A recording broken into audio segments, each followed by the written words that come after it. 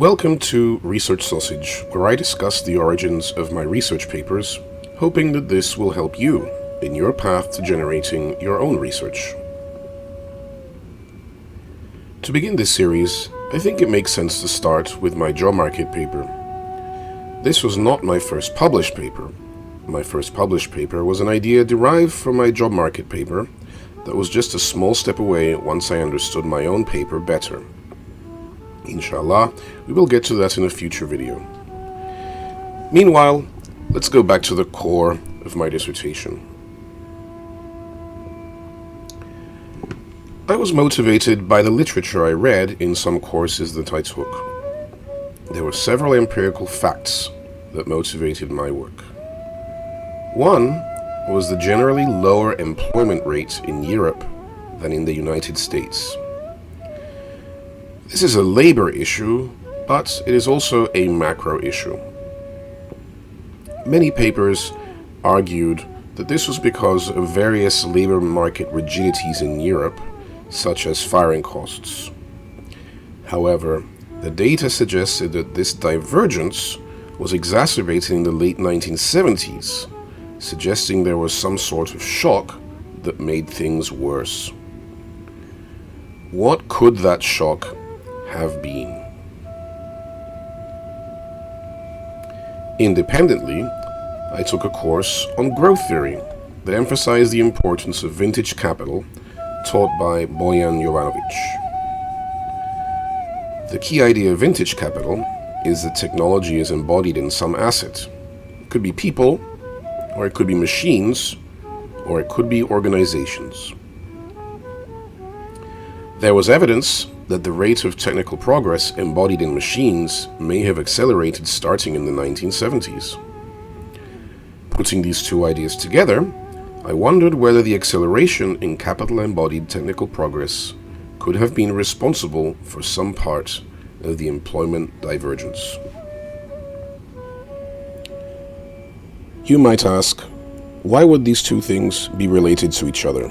The rate of embodied technical progress and firing costs? Well, the intuition is as follows. When you live in a world of vintage capital, the installed capital is always falling away from the frontier capital in terms of productivity.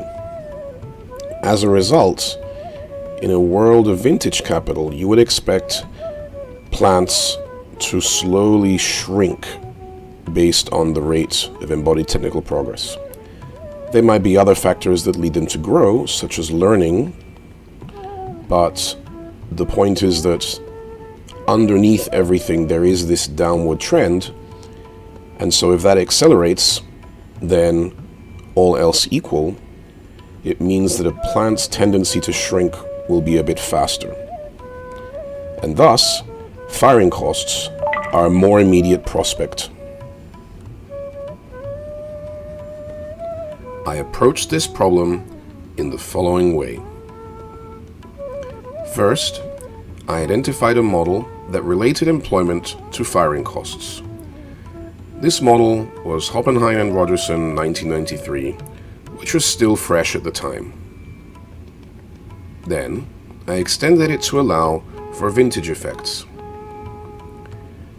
Finally, I calibrated it and used it to compare how an increase in the rate of vintage-specific technology improvements might affect economies with different levels of firing costs. The effects were modest, but economically significant. This is a contribution to the literature. Of course, think about my position before I wrote the paper. I did not know if the effects would be small or massive. Who knows? Either way, the issue is to make sure you have a well-motivated question based on the academic literature. If you do, then whether you find the answer is yes, no, 2%, or 200% doesn't matter as much. You have made a contribution to the literature either way. Of course, having a project that could have a big impact is best, but your job market paper is the beginning of your journey, not the end. You need a concrete project with a clear end game. You need to prove you're a researcher who can get things done and can develop a sustained research project. One last thing I would like to say is that I got news that this paper had been accepted at a journal on the same day that I was informed that the School of Arts and Sciences had voted for my tenure. What does that tell you? It tells you must be patient, you must be persistent, that no matter what's going on with one research project, you must continue striving to complete and develop other research projects. Thank you, and until next time.